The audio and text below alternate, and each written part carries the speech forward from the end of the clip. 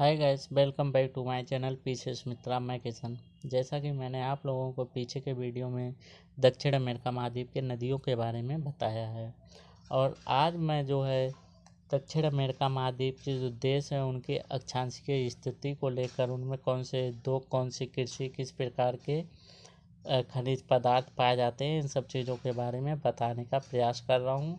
मतलब आप इस चीज़ से समझ लीजिए कि आप दक्षिण अमेरिका महाद्वीप के जितने भी देश हैं उनके इंडस्ट्रियल कच्चा माल इन सब चीज़ों के बारे में जानने की कोशिश करेंगे। चलिए चलते हैं हम अपने टॉपिक पर। ठीक है, देखिए ये वाली जो लाइन थी ये यहाँ से निकल कर ये जो है जीरो अक्षांश, मतलब ये 3 देशों से निकलती थी, इक्वाडोर, कोलंबिया और ब्राज़ील। ठीक है, और उसके जस्ट नीचे जो है आप देखेंगे कि जैसे ये ऊपर जाएंगे, ऊपर ये 10 हो जाएगा, क्योंकि भूमध्य रेखा से चाहे नीचे आइए चाहे ऊपर जाइए, ठीक है, 10 की स्थिति हो जाएगी। तो आप ये देखिए 0 से 10 अक्षांशीय विस्तार में कौन कौन से देश आ रहे हैं।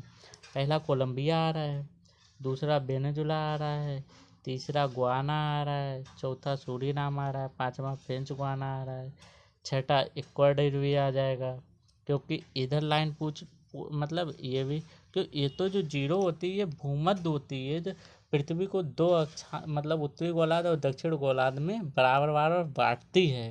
ठीक है, तो 10 ऊपर हो जाएगा, ये नॉर्थ वाला हो जाएगा, ये साउथ वाला हो जाएगा।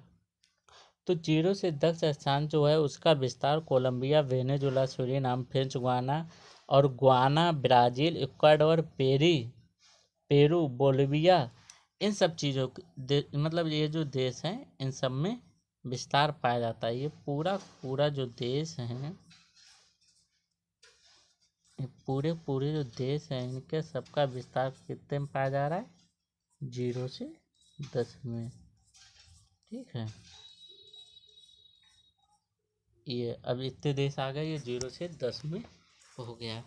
ठीक है, अब आप देखिए ये देश जो है कोलंबिया, इसके बारे में हम बात कर रहे हैं। कोलंबिया के बारे में, कोलंबिया इस महाद्वीप में एकमात्र ऐसा देश है जिसकी सीमा प्रशांत महासागर और अटलांटिक महासागर दोनों से लगती है। जैसे दक्षिण अमेरिका महाद्वीप क्या है कि यहाँ पर आके जुड़ता है। ठीक है, तो ये दक्षिण अमेरिका महाद्वीप का ये वाला हिस्सा जो है ये सब प्रशांत महासागर हो जाता है, ये अटलांटिक महासागर हो जाता है।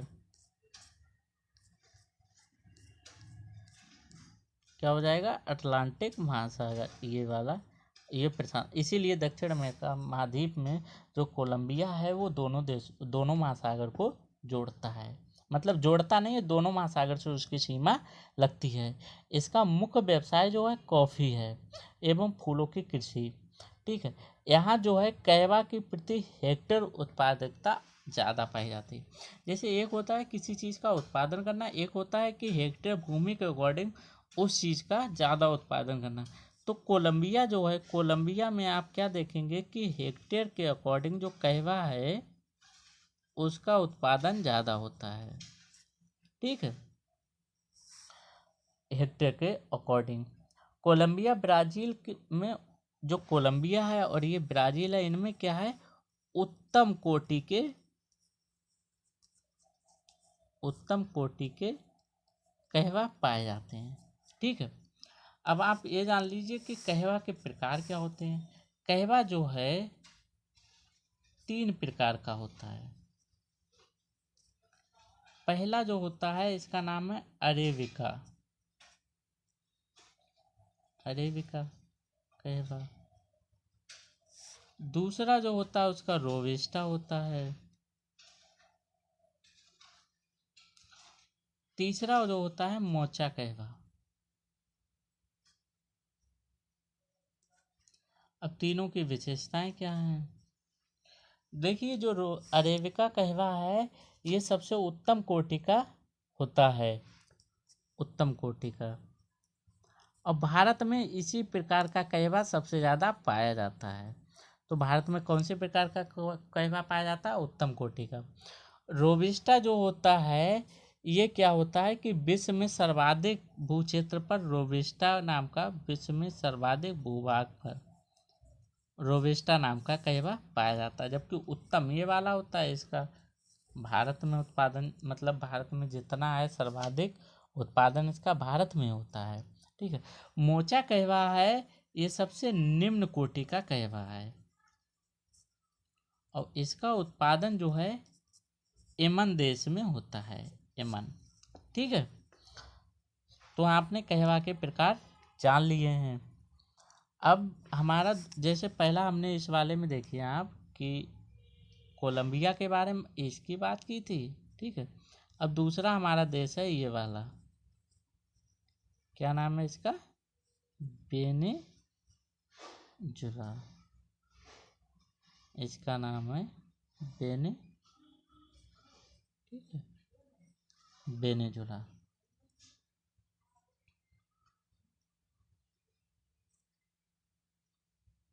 ठीक है।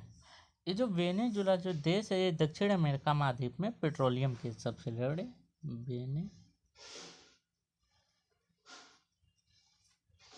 साउथ अमेरिका कंटिनेंट में पेट्रोलियम का सबसे बड़ा उत्पादक है।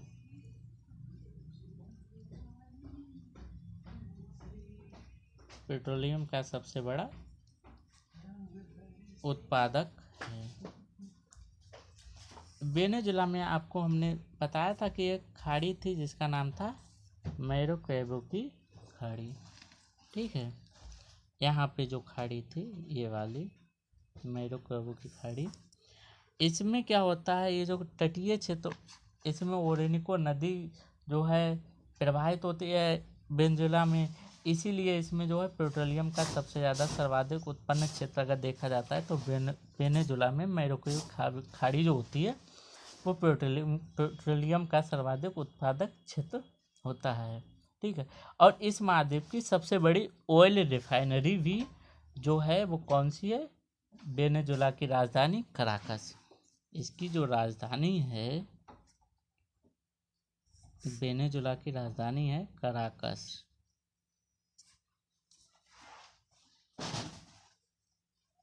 ये जो है ये इस महाद्वीप की सबसे बड़ी ऑयल रिफाइनरी है। ठीक है। इस महाद्वीप की, ठीक है। अब देखिए आगे हमारा कोलंबिया हो गया, वेनेजुला हो गया, और आगे जो है ये वाला देश इसकी बात करेंगे गुआना। ये दक्षिण अमेरिका महाद्वीप में फ्रांस मतलब जो है ये गुआना जो है ये दक्षिण अमेरिका महाद्वीप में स्थित है और इसकी सीमा जो है ब्राज़ील हो गया, इधर सूरीनाम हो गया, इधर वेनेजुला हो गया, इससे लगती है। इसके बाद में ये वाला सूरीनाम हो गया और ये वाला जो है फ्रांस गुआना। जो फ्रेंच गुआना है इसकी विशेषता ये है कि इस पर जो है फ्रांस का अधिकार है। फ्रेंच गुआना फ्रांस का अधिकार है। ठीक है। और यहाँ पर एक कैरो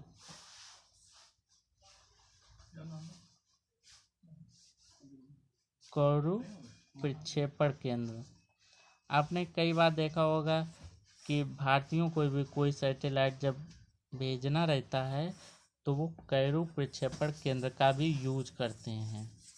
ठीक, यहाँ से भी कई सैटेलाइट भारतीयों के द्वारा भेजा जा चुका है।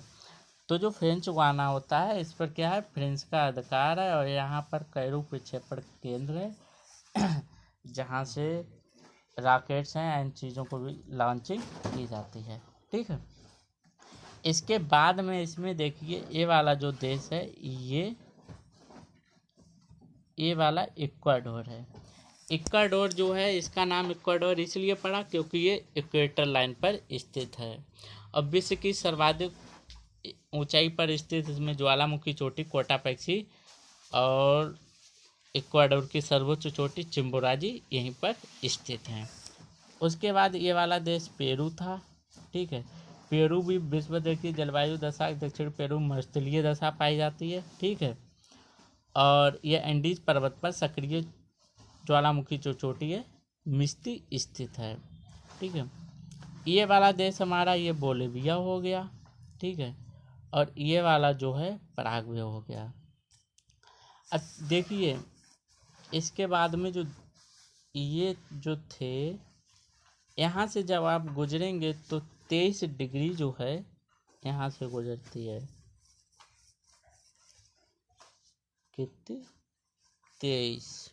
23 साउथ 23.5 डिग्री, जिसको आप बोलते हैं मकर रेखा। ठीक है, अब मकर रेखा में क्या हो जाए, 3 डिवाइडिंग हो जाएंगे, ये पूर्वी ये पश्चिमी। अगर जलवायु प्रदेश पड़े तो आप समझ रहे होंगे। ठीक है, तो जैसे ब्राज़ील है, ब्राज़ील का विस्तार जो है 10 से 30 अक्षांश में पाया जाता है।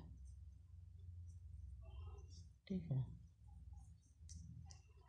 अब ब्राज़ील को कई भागों में बांटकर याद किया जाता है, जैसे 1 2 3 4 5। एक हो गया नॉर्थ ईस्ट ब्राज़ील, एक हो गया ईस्ट ब्राज़ील, एक हो गया साउथ ब्राज़ील, एक हो गया वेस्ट ब्राज़ील, और एक हो गया मिडिल मध्य ब्राज़ील। अब आप सोच रहे होंगे कि ब्राज़ील को इतने भागों में क्यों बांटा गया है। तो आप वर्ल्ड के मैप में देखेंगे या फिर एटलस में देखेंगे कि जो ब्राज़ील है, ब्राज़ील की स्थिति देखिए, ब्राज़ील का क्षेत्रफल देखिए। ब्राज़ील यहाँ से लेकर और यहाँ से लेकर यहाँ तक, ये जो पूरा जो ब्लैक रंग है, ये पूरा पूरा ब्राज़ील का क्षेत्रफल है। और किसी भी मतलब देश का क्षेत्रफल जब ज़्यादा है तो इसकी स्थिति जो है उस मतलब एक जलवायु प्रदेश से निर्धारित नहीं कर सकते हैं, क्योंकि ये पश्चिमी तट भी लग रहा है, पूर्वी तट भी लग रहा है, उत्तरी तट भी लग रहा है, पश्चिमी तट भी लग रहा है, यहाँ से भूमध्य रेखा भी गुजर रही है, यहाँ से 10 रेखा भी गुजर रही है, यहाँ से 23.5 अक्षांश भी गुजर रही है। इसीलिए ब्राज़ील को कई पार्ट में डिवाइड करके और उसको पढ़ा जाता है। देखिए ये जो नॉर्थ ईस्ट है, इसमें क्या करेंगे, देखिए आपको ये डायग्राम में दिखा रहे हैं। ये पूरा का पूरा यहाँ से देखिए, ये पूरा जो है कम से कम ब्राज़ील है। इसमें जो नॉर्थ उत्तरी और मतलब पूर्वी है, इसमें 2 हैं, रेस्फे और सल्वाडोर। रेस्पे और सल्वाडोर जो है, जैसे इसमें देख लीजिए आप ऐसे,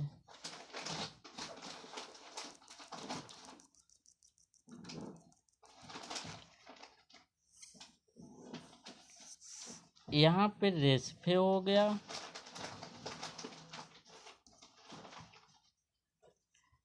यहाँ पे सल्वाडोर हो गया,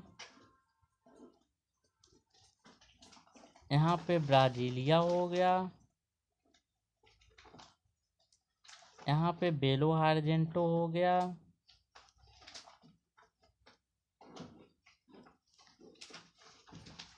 यहाँ पे रियो डी जेनेरो हो गया,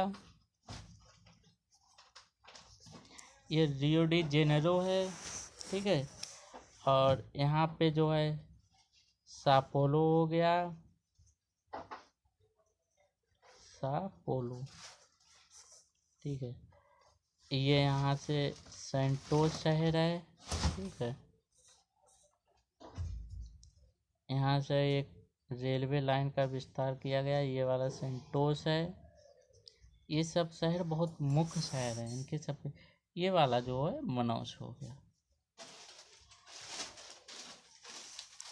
अब देखिए पूर्वी और उत्तरी, तो नॉर्थ ईस्ट ब्राज़ील में 2 शहर आ जाते हैं, एंड नॉर्थ ईस्ट ब्राज़ील में रेस्फे और सल्वाडोर आ जाता है। ईस्ट ब्राज़ील में पूर्वी ब्राज़ील में क्या है, रियो डी जेनेरो आ जाता है। और साउथ ब्राज़ील में क्या आता है, सापोलो, सेंटोस और पोर्ट एलिग्री यहाँ पे है। ये तीनों आ जाते हैं, पोर्ट एलिग्री दक्षिण में। ठीक है, उसके बाद में वेस्ट ब्राज़ील जो होता है उसमें मनौस आ जाता है। मध्य ब्राज़ील जो होता है उसमें ब्रासीलिया आ जाती है। ठीक है, ये मध्य एम हो गया, मध्य हो गया, ये वेस्ट हो गया, ये साउथ ब्राज़ील हो गया, ये नॉर्थ ईस्ट ब्राज़ील हो गया, और ये वाला जो जितना मतलब रियो डी ये जो है ये ईस्ट ब्राज़ील हो गया। ठीक है, तो ब्राज़ील को कई पार्ट में। अब देखिए ये चीज़ है कि ब्राज़ील के उत्तरी तट से विषुवत रेखा के ऊपर की ओर जाने पर अब ब्राज़ील की मात्रा में पहले से वृद्धि होती है, जो वर्षा की मात्रा पहले वृद्धि होती है, पुनः दक्षिण की ओर आने पर वर्षा की मात्रा में कमी होने लगती है। उत्तरी तट से अमेजन नदी घाटी की ओर जाने पर वर्षा की मात्रा में मतलब बढ़ती है, और अमेजन नदी के घाटी से दक्षिण आने पर वर्षा की मात्रा घटती है। ये क्यों होता है? क्योंकि अगर ये जीरो रेखा है, ऊपर जाएंगे वर्षा की मात्रा घटेगी, नीचे जाएंगे वर्षा की मात्रा घटेगी। ठीक है, तो जो इसका जो है दोनों मानसूनी मतलब पाई जाती हैं 0 से 10, भूमध्य रेखीय भी। तो इसलिए ऊपर जाने पर वर्षा की मात्रा घट रही है, नीचे जाने पर वर्षा की मात्रा घट रही है। ठीक है, यहाँ इसीलिए चावल में यहाँ पे जो होता है इसमें क्या रहता है कि चावल का और गन्ना का सबसे ज़्यादा उत्पादन होता है। ठीक है, और जो गन्ना होता है, गन्ना से चीनी बनती है, इसीलिए चीनी के निर्यात के लिए जो एक बंदरगाह चाहिए। तो ये जो बंदरगाह है जिसका नाम है रेसफे, इसको शुगर पोर्ट बोलते हैं, शुगर पोर्ट चीनी निर्यात बंदरगाह। तो ब्राज़ील में कौन सा बंदरगाह है जिसको चीनी निर्यात बंदरगाह बोलते हैं? तो उसका नाम हो जाएगा रेसफे। ठीक है, ब्राज़ील की जो उच्च भूमि है उसमें क्या है, खनिज भंडार की दृष्टि से संपन्न है। यहाँ मैग्नीज, बॉक्साइट, सोने के भंडार पाए जाते हैं। ब्राज़ील में ही माटो ग्रासो का पठार है, इसमें मैग्नीज के भंडार सर्वाधिक संपन्न होते हैं। ठीक है, अभी ये जो रियो डी जेनेरो है इसमें क्या है कि यहाँ से संलग्न ब्राज़ील का ये बेलो हार्जेंटो है। ठीक है, और ये जो रियो डी जेनेरो है, तो बेलो हार्जेंटो नगर से यहाँ से लोहे का उत्पादन होता है। ठीक है, और लोहे का उत्पादन जो है यहाँ लाते हैं रियो डी जेनेरो में। ठीक है, इसीलिए और इसका जो लोहे का उत्पादन है, ठीक है, इतावेरा की खान यहीं पे एक पाई जाती है। तो आपको इस डायग्राम से समझिए, ये बेलो हार्जेंटो हो गया, ये रियो डी जेनेरो, ये इतावेरा की खान, इतावेरा की खान रियो डी जेनेरो। ठीक है, और बेलो हार्जेंटो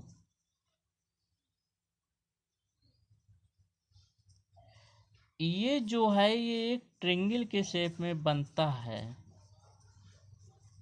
ठीक है, तो इसको हम क्या बोलते हैं? इसको बोलते हैं मिनरल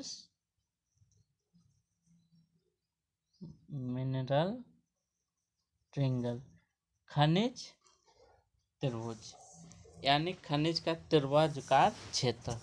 ये पूछा जाता है, जो खनिज ट्रिंगल बोला जाता है, मिनरल्स ट्रिंगल बोला जाता है, उसमें कौन कौन से शहर होते हैं? तो इतावरी की खान होती है, बेलो हार्जेंटो होता है, और रियो डी जेनेरो होता है।